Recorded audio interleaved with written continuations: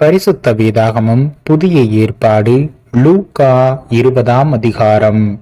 அந்நாட்களில் ஒன்றில் அவர் தேவ ஆலயத்திலே ஜனங்களுக்கு உபதேசித்து சுவிசேஷத்தை பிரசங்கித்த போது பிரதான ஆசாரியரும் வேதபாரகரும் மூப்பரும் அவரிடத்தில் கூடி வந்து, நீர் எந்த அதிகாரத்தினால் இவைகளை செய்கிறீர்?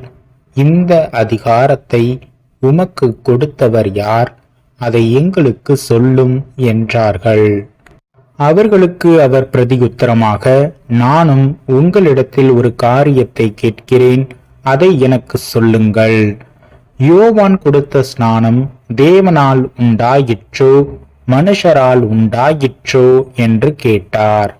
அவர்கள் தங்களுக்குள்ளே யோசனை பண்ணி, தேவனால் உண்டாயிற்று என்று சொல்லுவோமானால் பின்னே ஏன் அவனை விசுவாசிக்கவில்லை என்று கேட்பார். மனுஷரால் உண்டாயிற்று என்று சொல்வோமானால் ஜனங்கள் எல்லாரும் யோவானை தீர்க்கதரிசி என்று எண்ணுகிறபடியினால் நம்மேல் கல்லெறிவார்கள் என்று சொல்லி, அது யாரால் உண்டாயிற்றோ எங்களுக்கு தெரியாது என்று பிரதியுத்தரம் சொன்னார்கள். அப்பொழுது இயேசு, நானும் இன்ன அதிகாரத்தினால் இவைகளை செய்கிறேன் என்று உங்களுக்கு சொல்லேன் என்றார். பின்பு அவர் ஜனங்களுக்கு சொல்லத் தொடங்கின உவமையாவது, ஒரு மனுஷன் ஒரு திராட்சை தோட்டத்தை உண்டாக்கி அதை தோட்டக்காரருக்கு குத்தகையாக விட்டு நெடுநாளாக புறதேசத்துக்கு போயிருந்தான். அந்த தோட்டக்காரர் திராட்சை தோட்டத்தின் கனிகளில் தன் பாகத்தை கொடுத்தனுப்பும்படி பருவ காலத்திலே அவர்களிடத்தில் ஒரு ஊழியக்காரனை அனுப்பினான். அந்த தோட்டக்காரர் அவனை அடித்து வெறுமையாக அனுப்பிவிட்டார்கள். பின்பு அவன் வேறொரு ஊழியக்காரனை அனுப்பினான். அவனையும் அவர்கள் அடித்து அவமானப்படுத்தி வெறுமையாக அனுப்பிவிட்டார்கள். அவன் 3ஆம் தரமும் ஒரு ஊழியக்காரனை அனுப்பினான். அவனையும் அவர்கள் காயப்படுத்தி துரத்திவிட்டார்கள். அப்பொழுது திராட்சை தோட்டத்தின் எஜமான், நான் என்ன செய்யலாம்? எனக்கு பிரியமான குமாரனை அனுப்பினால் அவனை ஆகிலும் கண்டு அஞ்சுவார்கள் என்று எண்ணி அவனை அனுப்பினான். தோட்டக்காரர் அவனை கண்டபோது, இவன் சுதந்திரவாளி, சுதந்திரம் நம்முடையதாகும்படிக்கு இவனை கொள்வோம் வாருங்கள் என்று ஒருவரோடொருவர் சொல்லிக்கொண்டு அவனை திராட்சை தோட்டத்திற்கு புறம்பே தள்ளி கொன்று போட்டார்கள். இப்படி இருக்க திராட்சை தோட்டத்தின் எஜமான் அவர்களை என்ன செய்வான்? அவன் வந்து அந்த தோட்டக்காரரை சங்கரித்து திராட்சை தோட்டத்தை வேறு தோட்டக்காரரிடத்தில் கொடுப்பான் அல்லவா என்றார். அவர்கள் அதை கேட்டு, அப்படியாகாதிருப்பதாக என்றார்கள். அப்பொழுது அவர் அவர்களை பார்த்து, வீடு கட்டுகிறவர்கள் ஆகாதென்று தள்ளின கல்லே மூளைக்கு தலைக்கல்லாயிற்று என்று எழுதியிருக்கிற வேதாகமத்தின் கருத்தென்ன? அந்த கல்லின் மேல் விழுகிறவன் எவனோ அவன் நொறுங்கி போவான். அது எவன் மேல் விழுமோ அவனை நசுக்கி போடும் என்றார். பிரதான ஆசாரியரும் வேதபாரகரும் தங்களை குறித்து இந்த உவமையை சொன்னார் என்று அறிந்து அந்நேரத்திலே அவரை பிடிக்க வகை தேடியும் ஜனங்களுக்கு பயந்திருந்தார்கள். அவர்கள் சமயம் பார்த்து தேசாதிபதியின் ஆளுகைக்கும் அதிகாரத்துக்கும் அவரை ஒப்புக் கொடுக்கும்படி அவருடைய பேச்சிலே குற்றம் கண்டுபிடிக்கலாம் என்று தங்களை உண்மையுள்ளவர்களாய் காண்பிக்கிற வேவுக்காரரை அவரிடத்தில் அனுப்பினார்கள். அவர்கள் வந்து, போதகரே, நீர் நிதானமாய் பேசி உபதேசிக்கிறீர் என்றும் முகதாட்சண்யமில்லாமல் தேவனுடைய மார்க்கத்தை சத்தியமாய் போதிக்கிறீர் என்றும் அறிந்திருக்கிறோம். ராயனுக்கு வரி கொடுக்கிறது நியாயமோ அல்லவோ எங்களுக்கு சொல்லும் என்று கேட்டார்கள். அவர்களுடைய தந்திரத்தை அவர் அறிந்து, நீங்கள் என்னை ஏன் சோதிக்கிறீர்கள்? ஒரு பணத்தை எனக்கு காண்பியுங்கள்.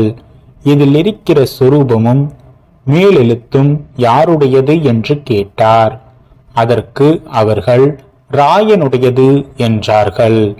அதற்கு அவர், அப்படியானால் ராயனுடையதை ராயனுக்கும் தேவனுடையதை தேவனுக்கும் செலுத்துங்கள் என்றார்.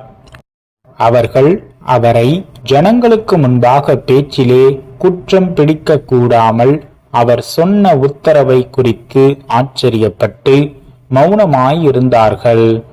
உயிர்த்தெழுதல் இல்லை என்று சாதிக்கிற சதுசேயரில் சிலர் அவரிடத்தில் வந்து, போதகரே, ஒருவன் மனைவியை உடையவனாயிருந்து பிள்ளை இல்லாமல் இறந்து போனால் அவனுடைய சகோதரன் அவன் மனைவியை விவாகம் பண்ணி தன் சகோதரனுக்கு சந்தானம் உண்டாக்க வேண்டும் என்று மோசே எங்களுக்கு எழுதி வைத்திருக்கிறாரே.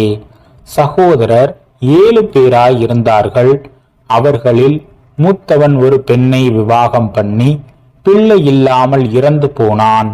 பின்பு 2ஆம் சகோதரன் அவளை விவாகம் பண்ணி அவனும் பிள்ளை இல்லாமல் இறந்து போனான். 3ஆம் சகோதரனும் அவளை விவாகம் பண்ணினான். அப்படியே 7 பேரும் அவளை விவாகம் பண்ணி பிள்ளை இல்லாமல் இறந்து போனார்கள். எல்லாருக்கும் பின்பு அந்த ஸ்திரீயும் இறந்து போனாள். இவ்விதமாய் 7 பேரும் அவளை விவாகம் பண்ணியிருக்க, உயிர்த்தெழுதலில் அவர்களில் எவனுக்கு அவள் மனைவியாயிருப்பாள் என்று கேட்டார்கள். இயேசு அவர்களுக்கு பிரதியுத்தரமாக, இந்த பிரபஞ்சத்தின் பிள்ளைகள் பெண் கொண்டும் பெண் கொடுத்தும் வருகிறார்கள்.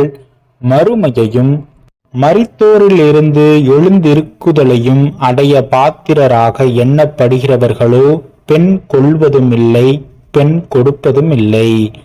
அவர்கள் இனி மரிக்கவும் மாட்டார்கள். அவர்கள் உயிர்த்தெழுதலின் பிள்ளைகளானபடியால் தேவதூதருக்கு ஒப்பானவர்களுமாய் தேவனுக்கு பிள்ளைகளுமாயிருப்பார்கள். அன்றியும் மரித்தோர் எழுந்திருப்பார்கள் என்பதை மோசேயும் முட்செடியை பற்றிய வாசகத்தில் காண்பித்திருக்கிறார்.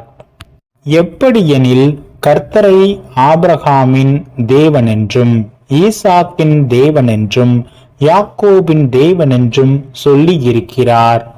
அவர் மரித்தோரின் தேவனாயிராமல் ஜீவனுள்ளோரின் தேவனாயிருக்கிறார். எல்லாரும் அவருக்கு பிழைத்திருக்கிறார்களே என்றார். அப்பொழுது வேத பாரகரில் சிலர் அதை கேட்டு, போதகரே, நன்றாய் சொன்னீர் என்றார்கள். அதன் பின்பு அவர்கள் அவரிடத்தில் வேறொன்றும் கேட்க துணியவில்லை.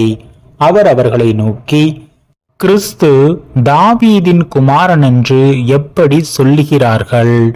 நான் உம்முடைய சத்துருக்களை உமக்கு பாதப்படியாக்கி போடும் வரைக்கும் நீர் என்னுடைய வலது பாரிசத்தில் உட்காரும் என்று கர்த்தர் என் ஆண்டவருடனே சொன்னார் என்று தாவீது தானே சங்கீத புஸ்தகத்தில் சொல்லுகிறானே.